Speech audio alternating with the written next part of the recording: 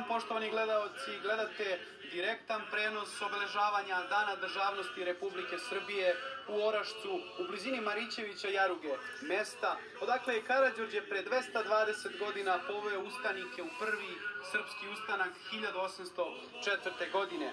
Danas se obeležava i Dan ustavnosti, jer je na današnji dan 1835. godine donet Sretenski ustav. Također, danas crkveni praznik Sretenje Gospodnje. Današnji dan kao državni praznik obeležava se od 2002. godine. U toku je ovde opelo koje služi vladika šumadijski gospodin Jovan.